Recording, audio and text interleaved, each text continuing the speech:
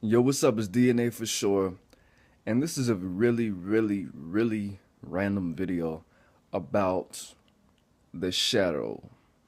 The shadow. Feel like I said that shit fucked up. But we're gonna go really deep as I can go in 15 minutes. Really deep, so I might have to talk really fast like this, or a little bit faster like that. No, I'm just playing. But the shadow is something that I mean more psychologically, spiritually. The shadow is the aspect of your personality that either you don't express, well, that you, one, well, you can express your shadow. Not necessarily the dark aspects of your personality, but what is produced when literally the shadow of your personality. If this is the sun and my consciousness is here, and everything that I don't express, put out, or show other people is your shadow. Anytime that you have a thought and you don't act on it or express it at least, that's your shadow.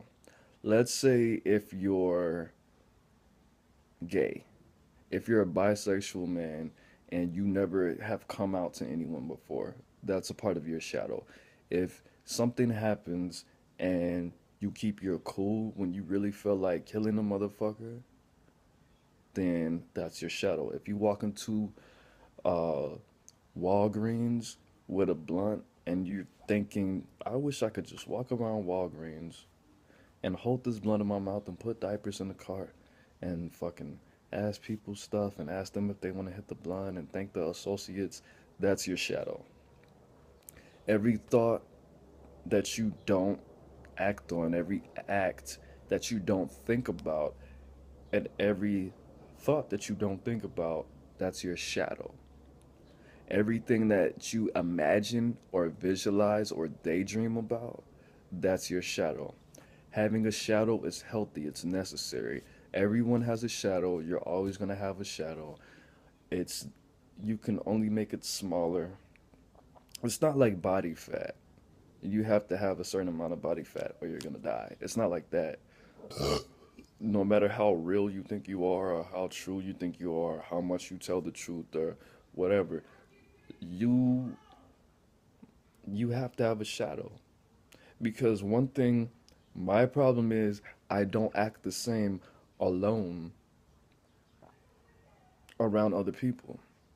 I don't do things as if I were alone all by myself in front of other people. And I'm trying to integrate those two. Having a shadow is a very spiritual thing. I'm not sure what it's called in psychology. I think that's a part of the science of the subconscious mind. But having a shadow, I'm going to give you an example of having a shadow. Let's say that you believe in, if you ever seen Avatar The Last Airbender or Dragon Ball Z, let's say that you developing psychic powers or abilities over the natural elements is a possibility. Let's just pretend that. Use your shadow. If you visualize yourself playing with fire, moving water with your mind and your body and your soul power, the more times that you visualize that, the more likely that it is that it's going to happen. That is called shadow magic. If you're driving down the street and you see a cop behind you, the more power that you give to the possibility of you being pulled over, that's a part of shadow magic. You're giving your shadow more of a soul. You're giving it thought, If you give it thought, you give it power. And when you empower certain thoughts and empower certain visualizations and emotions, they will manifest into reality. The more light that you give that that bridge, that blockade, the darker that the shadow's gonna be. You know? That's how it works. And the darker that the shadow becomes, the more real that it becomes, the more likely that it's gonna become just as real as you are physically. And it becomes just as real as you are, then it starts to reach higher levels of vibration. It doesn't exist on a lower dimension anymore. Now it's real with you and I. Now it exists on higher dimensions. Now it exists on the fifth dimension and the sixth dimension and all the way up to infinity. The importance of having a shadow is a it's all about expression. Now, if you let's use the example of being uh gay. Let's use that example. Or a smoker, a stoner. If you are every day people are talking about how much they want to smoke after they get off work, how much they want to fucking roll a blunt after they get off of out of school, how much they're gonna fucking put in a bowl when they get off the bus or whatever, and you're just like, yeah, that's cool. You're probably gonna eat a lot after that, right? And you're just putting on this front like you're not the biggest stoner out of your whole fucking group. If you don't at least get a little higher, take 2, 3, 5, 7 hits, and then go to work, and people question if you're high or not, you're not expressing your shadow. It's a lot more complicated than even I can comprehend. And I feel like maybe I shouldn't be making a video about this, but it's all about expression. Even light bulbs have shadows where they have to be plugged in on the inside of the fucking socket. There's darkness under there. It's not about being real. It's not about being fake. You're gonna be most comfortable around yourself. I am anyway. And I don't know how other people do, but I wouldn't walk around naked in front of the homies. You know, I wouldn't walk around naked in front of my fucking family members. Some people do and don't think shit about it, but that's not my personal makeup, if you will. So express your shadow. You don't have to fucking be uncomfortable. You don't have to put everything out there for everybody to see all the time. Add it to your shadow, express it later. Write a fucking poem about it.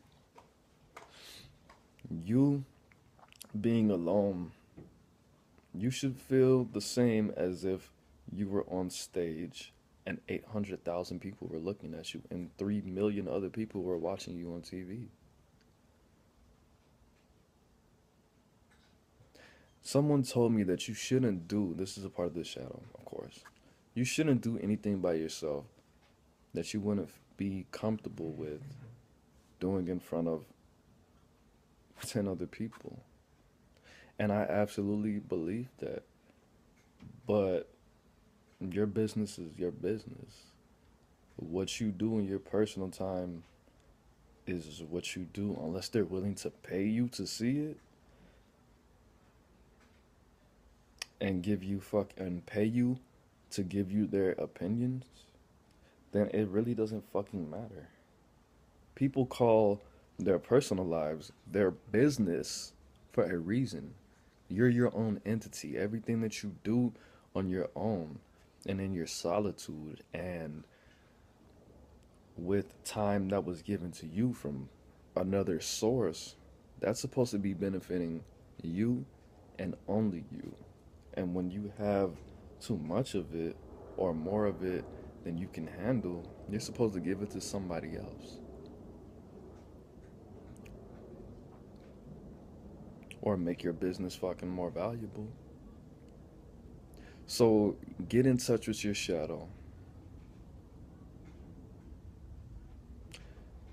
Two meditations that I like to do. One is, I got this from Korea Nafra.